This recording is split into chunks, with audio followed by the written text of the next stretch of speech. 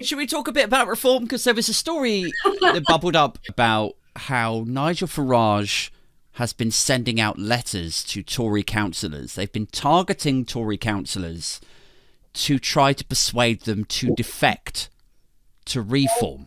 And the reason for that, I think there's many reasons for this. A big part of it is the fact that they've won fuck all council by-elections or by-elections broadly since the general election, like any. I think I've got a stat here. Oh yeah, there were 13 council by-elections yesterday and they won precisely fuck all of them. And they've had one seat from 107. Why is Farage doing it? I mean, I think there's a part of it is the fact that he's like Daniel O'Donnell, right? So he's got to stay relevant to his grey crowd. You know, like Ewan Love from Father Ted. He's got to kind of like keep in their consciousness. Yeah.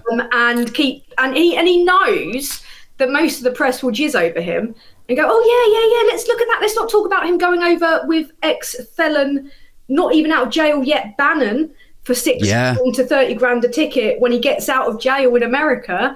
You know, let's not look at all the money that he's like the people that the Bannon campaign are lending him. No, let's just platform him uncritically, no matter what he's saying. I think that's it. I think a lot of it is just him keeping his name in the news. You know, if it's a quiet week for Farage, like that's his currency, isn't it? Is the fact that he can command column inches from the Telegraph. The Express will happily give him a front page if he does something that they perceive as newsworthy. I guess maybe is there a thing around, and I'm happy to be educated on this if anyone knows in the live chat, but is there a thing around like if you have above a certain number of local councillors, then you get access to like centralised like party funding or something weird like that? I could imagine it being like that. Well, there's no chance. Well, I don't know about that, but I know that there's no chance they're going to get it because they are I think they've got one Scottish lady who's evidently got an IQ of room temperature. It's over. And I'll stop calling them thick when they can use grammar properly or any words. And so you've got that going on.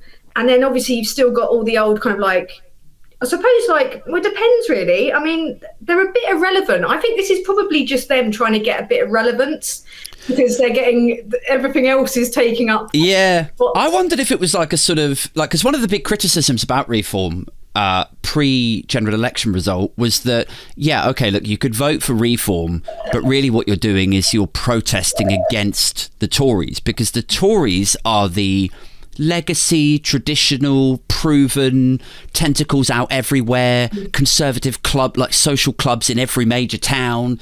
They've just got the infrastructure and the national footprint there. And I wondered if, like, is this a means to getting that? Like, you guys don't have the infrastructure, and then they turn around and go like, well, we're going to fucking see about that. Like, we're going to get councillors from this place, councillors from that place. They've got their feet in the filing cabinets. Like they've got. Do you know what I mean? It's not going to happen. It's not going to happen because they're going to. What I think is going to happen is my prediction. I'm calling it already. I've already called it. Is that Farage is going to stand as the leader of the Conservatives at the next general election. Do you think he'll do that? He's going to defect. Yeah, Clacton, as is being proven every day. Yeah, it's a skull for him to step on. That's been proven. I mean, I might put a bet on it, actually. Yeah. Because if you look at the kind of the two options that we have, the two kind of mad clowns that we have in terms of the Conservative Party, like Bad Enoch and, you know, giant baby Genric. Yeah. Ultra, like, right, ultra fash. I can't see that they're going to be able to row back. I mean, wasn't Genric saying that he won't even have anyone in his cabinet that won't agree to leaving the ECHR, right? Yeah. It's fucking madness. The ECHR is the new Brexit, stripping away all our rights under the guise of freedom, right? Yeah.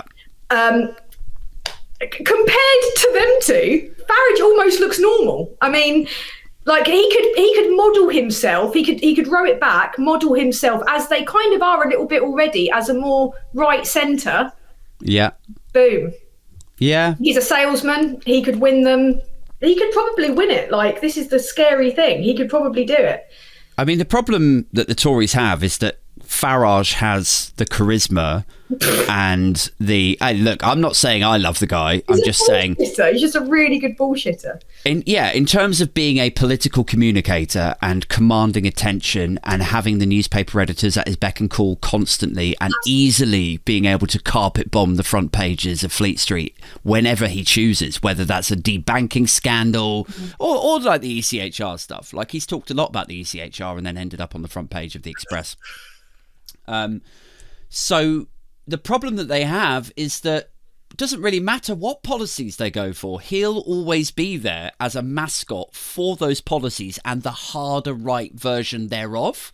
So they're really they're trying to do the same thing as, I don't know, Theresa May tried and Boris Johnson tried and Liz tried. Like, they're all trying to out UKIP. Yes. And they're not going to fucking succeed. No, they're not. They're not. And this is the thing. They've learned absolutely sweet fuck all from the election. So I will just say this about this whole writing to get Tory councillors to defect is there's only been one, right, so far that has defected. And that guy was already suspended by the Conservative Party. So it's he's not really... He's done the old Lee Anderson. He's done the old Lee Anderson sort of jive across... Not across the floor because it's a bit different, but it's Who's this? Who's this? What? His name is... Let me get the picture up for everyone. Here you go. Right, his name is Jamie McIver. And he was chosen as the Hemel Hempstead Conservative candidate in May. And then he was suspended by the Conservative Party. I don't know what for yet. I was just digging into that before you and I came on online. It was livestock. It could well have been. We can't say that with any certainty. We don't know what he did exactly, but all we can do is wildly speculate. Allegedly, he was fucking a cow. We've heard rumours. We're not saying he has. Either way, we're not saying he has. Could have. Yeah, it could have happened. It also might not have. Might not. But could.